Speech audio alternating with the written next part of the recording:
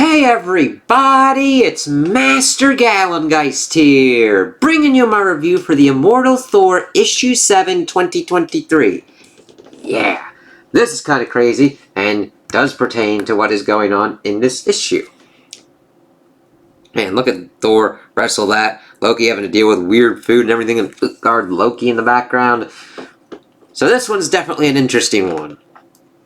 That will indeed be a feat, said Utgard Loki, if thou performest what thou promisest, and it shall be tried forthwith. From Thor's adventures on his journey to the land of the giants, the younger Edis of Snorre Sturluson. Interesting way to start.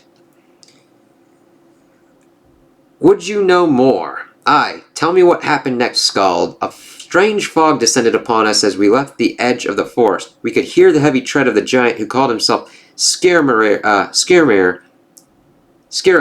ahead of us, but nothing of him could be seen. Still, we followed the echo of him, closing our eyes to hear better as the sound grew fainter and farther ahead. And when the mists cleared, I said, Thor, open your eyes, as we see this going on, as they have found themselves. We're here, Utgard. It's like, holy shit, that's really kind of cool and definitely shows the scale and grandeur of the place. Here at the top of the Utgard steps are the Utgard doors, but even with eyes of magic, I don't see a Scaramir of Utgard who said he'd welcome us through them. So, just to recap, Thor, we're lost and starving in a land we know not, and our only guide has vanished. The wise thing would be to turn away from this madness and find some grub. Ow! All cowardice is wisdom to the coward, yet true wisdom comes with knowledge. I'm like, yes, but there's also essentially sticking your hand into a light socket. Granted, you are the god of thunder, so that wouldn't be that horrendous, unless it's like Utgard lightning that's like, shit! And the true son of Odin would know what vast chambers lie beyond such vast doors. Might such a course bring pain and sacrifice? Do not doubt it, but if nothing else, we should bring word of this back to the Allfather. Then he might finally treat us as gods and not troublesome striplings. Aha! Now the true Odin's son speaks. Thy pride is at stake. Well, let the first sacrifice be that, O great and noble Thunderer. On thy belly must thou go. What? What mean you, mischief maker? So we see the only way for them to get through is to crawl under the door. Behold our entrance. What? No. Silence, thou impure being. The god of thunder will smash these doors from their hinges before he crawls beneath them like a scurrying. Pull harder, Loki. The god of thunder is stuck. It's like, oh god. There is a lesson here, brother. It's to not skip the squat thrusts when pursuing those mighty muscles. Thy flabby behind is the cause of this. 'Tis Asgard's behind. I'm like, I kind of like that. Little MCU thing there. You boasted before of your eyes of magic, Loki. Look with them now as we explore this hall of Utgard. And we see him do his magic eyes and then be like, what the fuck? Holy shit. I would much prefer not to face more surprises on this venture. No more surprises, you say? I have bad news. Ode's blood. It is tedious to ask for tidings of a long journey, yet if I do not mistake me, that stripling there must be Asa Thor. Welcome, Shadow Thunderer. My name you will never know, nor will any until the hour of my death. But as I am Moon King, Monster Tamer, Master Magician of Utgard's Hall, you may know me as Utgard Loki. And holy fucking shit! Beautiful artwork there. That is just... That's why I love comics, man. Like, granted, there's been a lot of good art this week, and this just... How cleanly and crazily this is. I mean, the flames and how the colors and the forms and the lines meld to show this... What we can only comprehend is what Utgard Loki looks like. And if you would stand upon Utgard's ground, you must pass Utgard's trials. What is thy true stature, small Thor? Are you only what you appear to be, or are you the son of thy mother? What will your trial be? That is interesting. Does he appear to be a small little god? Or is he the son of thy mother? That's interesting to see how that works out. I greet you in good faith, Utgard Loki, but master of the hall thou may be. The sons of Odin do not engage in petty eating contests. It's like, what, Loki? He's like, what? You can eat the biggest, who can eat the biggest breakfast fastest? Whatever happens, my stomach's the big winner. Loki, this is a serious matter. And Utgard Loki's like, fine with that shit. It is a most serious matter, for all trials here are one trial, and you have come as representatives of your realm. That kind of sounds like a Q thing from Star Trek, where, like, all of it's the trial. Like, this was just one thing, but, like, they build. That's kind of that's at least how I interpret it. If you cannot endure, if you are unworthy of survival, what can be said of Asgard, or fair Jotunheim, or Midgard? I have barely set foot in the Midgard realm. Yet you rise to defend it so quickly. Why is that? Do you know yet, small Thor? Either way, the terms are set, and they will decide the fate of worlds. Better make it a drinking contest, too. It's like, interesting. We'll have to see how this kind of works out and factors into what's going on now. But I like getting through this. Loki, learn silence. Ow, it was only a joke. And yet there is great truth to be found in jests. Actually, yes, Utgard Loki. Will Thor stand idle as his kin competes for the life of all he holds dear? That does not sound like the Thor the legends speak of, or even the Thor who stands here now. So Loki shall eat, and Thor shall drink. That seems fair. Ode's blood. If you want the name Loki, you'll need more subtle lies. A fair contest against giants with giant bellies, as we see Thor's mead horn and the spread before Loki. You'll excuse me if I don't wait for the starter's whistle. Thor faces only the mead horn. He wins by draining it dry. As for thee, here is your opponent, little trickster. Logi his name.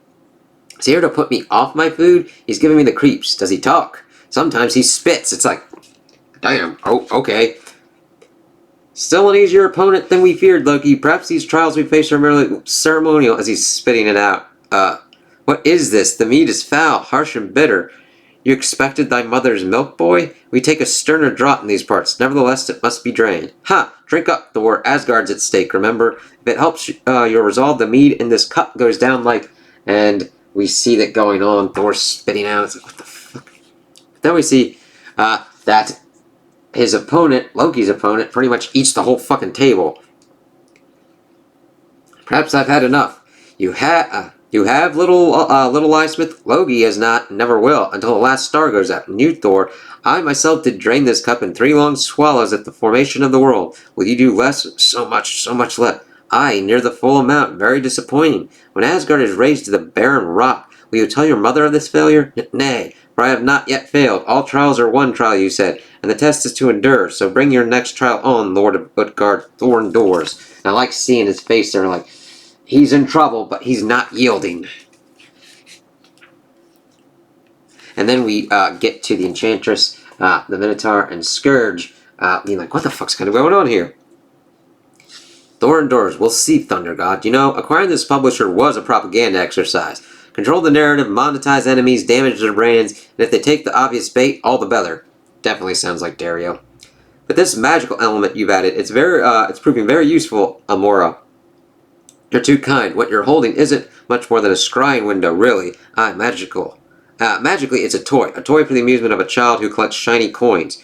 Scourge, be nice. Dear Dario's worked so hard for on the main ingredient, for the real magic after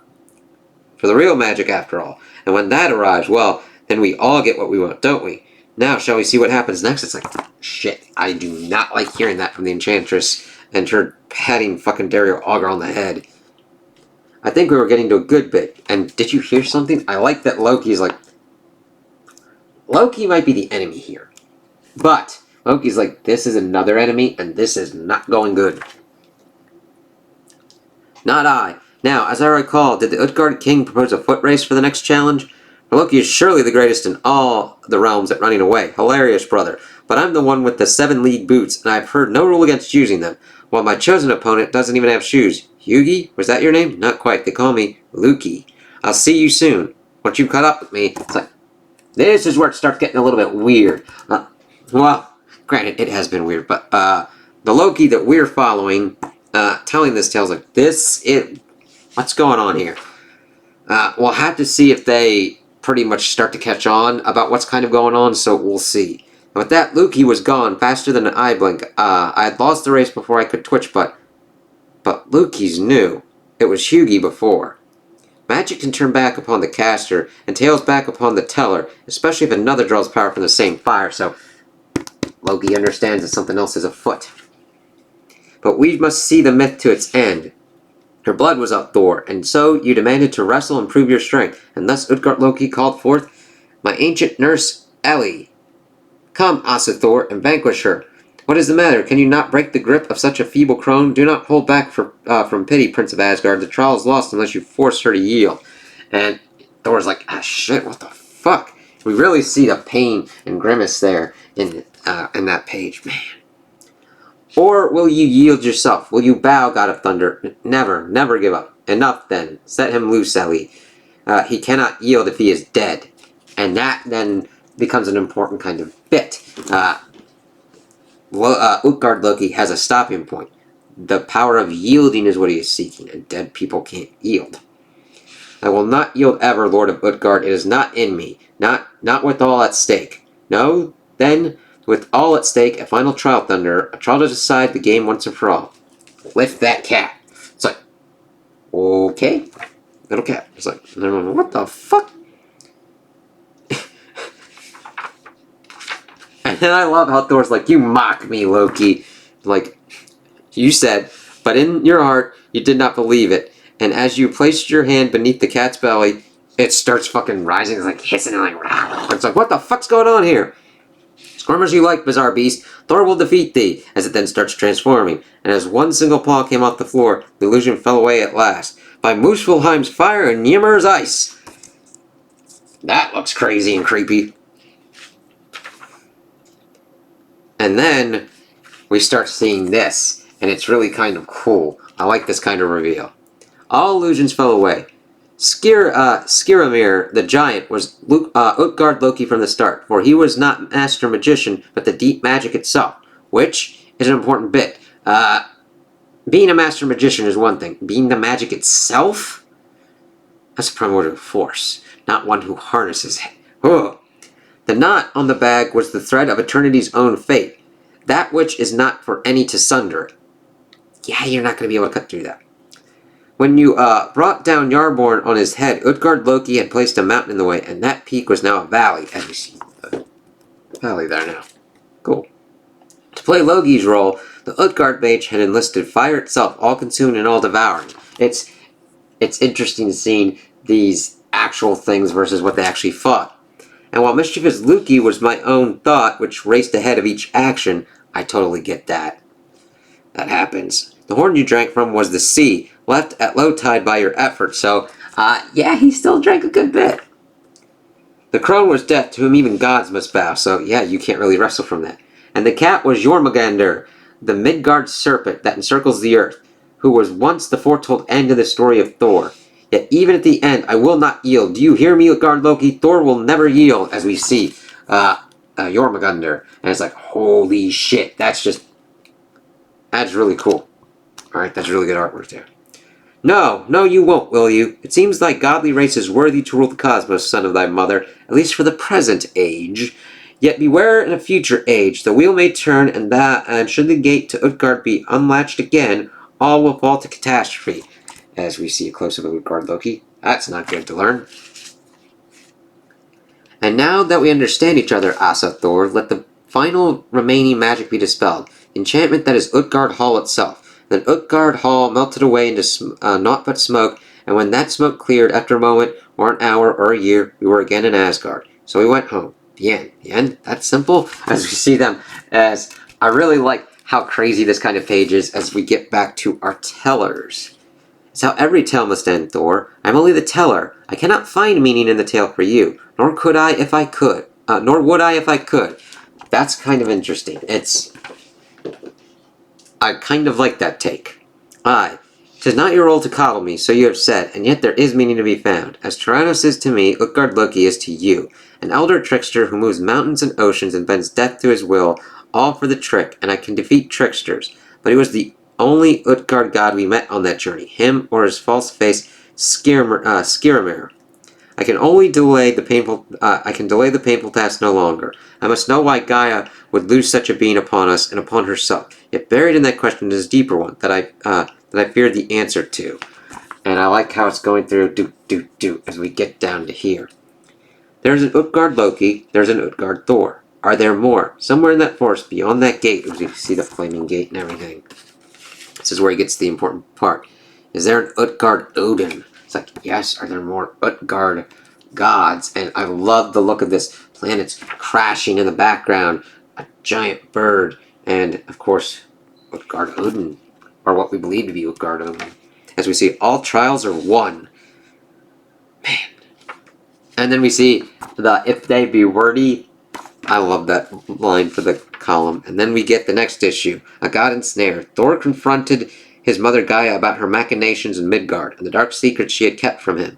Meanwhile, a trap was prepared, baited with blood vengeance, laced with insidious poison, and carefully set by she who perhaps cared for the Odin son best. This is the story of the immortal Thor and of the women who loved him. It's like, ooh, cannot wait to see that. So, I like seeing these kind of trials that Utgard Loki set for them, and how we know that the Enchantress and Dario Augur, the Minotaur, and Scourge are doing something that affected Loki's storytelling, and that even Loki did not understand exactly what was going on, but started to get an inkling of it.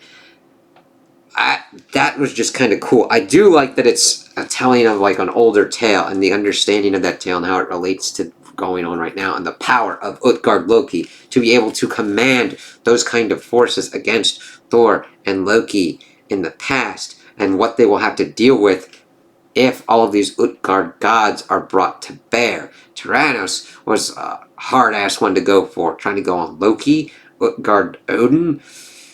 It is prudent for Thor to relearn this bit of history and then ask his mother and figure out what's kind of going on and what Thor's going to have to deal with.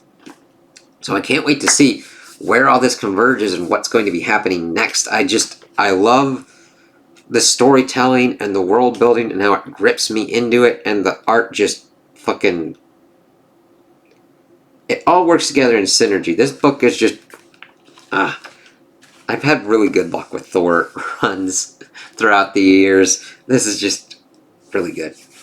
So those are my opinions on the issue. Tell me what you guys think in the comments below. If you liked it, if you didn't like it, if you agree with me, if you disagree with me. Also like and subscribe, and I hope you have a good day.